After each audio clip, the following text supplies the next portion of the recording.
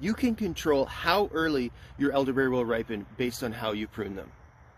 If you live in a short season climate like I do, correct pruning strategy will mean the difference between berries ripening on time before winter and a crop failure. There are several reasons to prune elderberry.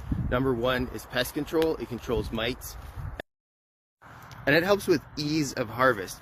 You want to make sure that those clusters are within reach, and you want to make sure that you have nice big clusters instead of a whole bunch of tiny ones. You want to encourage the renewal of the right structures, branches, or shoots that will produce the best fruit. And the right methods of pruning will encourage beneficial insects to inhabit your elderberry bushes. For those reasons, I would argue that pruning is all but essential for any elderberry grower, whether you grow one bush or 40 acres. In this video, I'm going to show you how I prune for optimal production in Salmon Arm, British Columbia, which has a 130-day growing season, 130 frost-free days, and I live at 50.7 latitude. If you live somewhere with a longer growing season or at a more southerly latitude, you're going to do it a little bit different. Actually, you're going to do it quite different. But I'm going to show you the techniques that work well for a short growing season. If you live somewhere where you do not have a short growing season, in other words, that it's longer, any amount longer than my growing season, you are going to use a pruning technique called coppicing. So you're going to go along to every single one of these canes and you're going to cut it off right at the ground level every single year. That will give you the optimal protection against mites and other insects. It will force the plant to have bigger clusters because each one of the shoots will have a big cluster, and it will make the harvesting window, which is the number of weeks during the year in which it's producing flowers, it will be a smaller harvesting window, which is very handy. At this time, I can't really think of a good reason why you wouldn't use the coppicing method or coppicing method if you live in a climate where you have a long enough growing season. So if you don't live in a cool growing season like me, stop watching this video and just coppice your plants. But if you live in a short growing season, let's continue.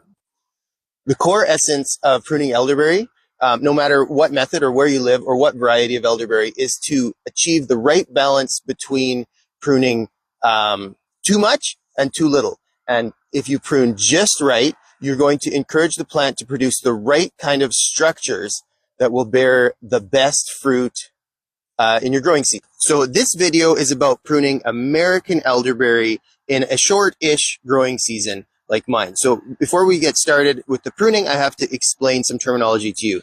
This here is a primocane.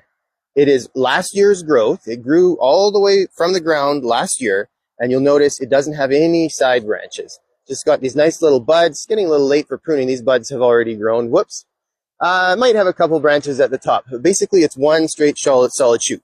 That's a primocane. Now, this was a primocane last year. I pruned it off, and then each one of those buds grew into a little shoot. We call these shoots. And that shoot produced fruit, and it's quite little. So you'll see the primocane, no side branches.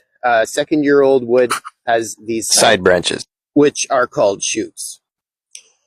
We're about to get started pruning, but first I need to show you, last year, this is where last year's pruning cut was. It's got a little tiny hole in that, and that's because a beneficial insect, in this case, looks like it's probably an aphid wasp. Pemphirodonidae is the family.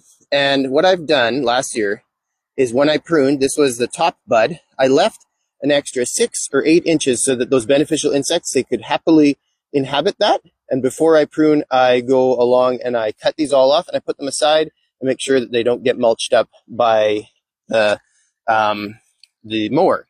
So I go through and I cut those off, I collect them, and put them in a basket over there. I have baskets of those by the end of the year, and then the field gets repopulated with thousands of beneficial insects. Often, it's either aphid wasps in my experience, scarlet malachite beetles, and also various species of bees. In my fields, because of this, because I do this, almost every single one of these places where I did a pruning cut last year will have a beneficial insect home in it. So yeah, it benefits my field to protect these insects and give them this nice little 6-inch long home. So when I prune, I would like to end up with something that looks like this. It is a row of nothing but nice, strong primocanes that I've cut off to 1 or 2 nodes. And all of the older branches are removed. Using this pruning method, this is what my bushes look like in August.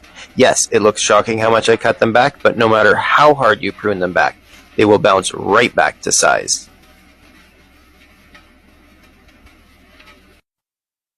Okay, so here you can see one nice good primocane and this was a nice good primocane last year, and it grew 4 shoots. Now those 4 shoots, those are my best fruit producing branches.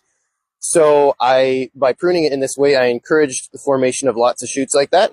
Now that's done. So this guy, we're going to completely get rid of it. And here it's a perfect example of a nice healthy primocane. We've got 1 node there, another node there, and then I could cut right above that node. I'm not gonna, because I want to give a nice habitat for insects. I'm going to cut as high as possible. You need to look for any canes that are too small. I say any cane that's less than 3/8 of an inch has got to be cut right at the ground. So here's a few of those. We're going to just quickly get rid of them, because you know what? If it's too small, it's not going to grow a shoot that's any thicker than how thick it was, right? So we ended up with just a nice puny one, not a nice puny one, a puny, not nice one that grew out of this short stub. So it would have been better last year if I'd cut it right off. Instead of growing these 2 skinny ones, it might have grown 1 bigger one. So now I'm just going to go through here and I'm going to find all of these 2-year-old ones with the shoots and get rid of them. I'm going to look for nice primocanes. That's a 1-year-old. I'm going to leave 1, 2 nodes. And here's another one that's a 2-year-old. It's got 4 shoots out of it. It had its day last year, and this year we got to make space for new growth. So we'll get rid of that.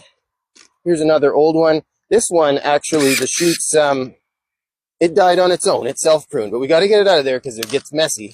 Here again is a nice, beautiful primocane. This one might leave it a little higher.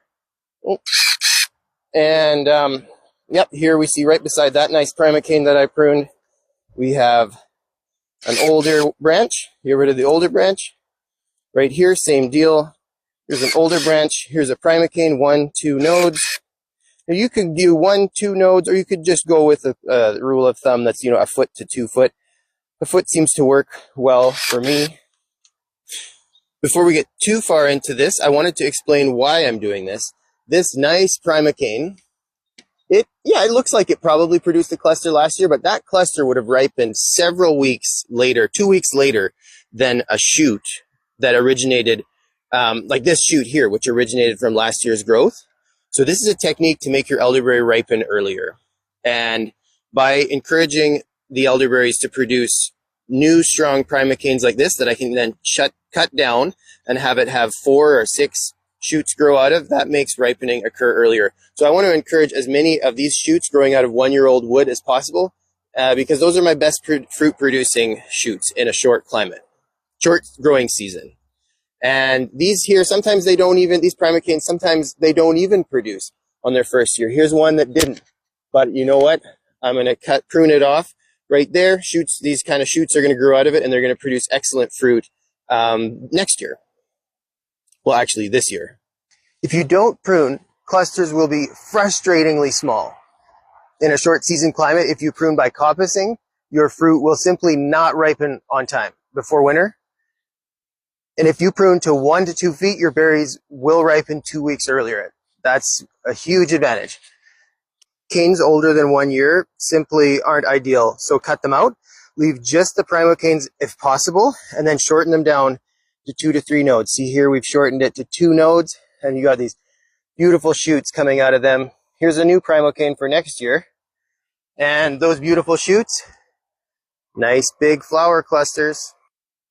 Thinning is important. I find that in order to achieve the right balance, it's best to have about 5 canes with 4 buds on each for every 2 feet of row. And if you're pruning them higher and you leave about 6 buds, it's better to have 3 for every 2 feet. I find it's the total number of buds left that's what matters, not the number of canes. So Each bud will grow into one shoot,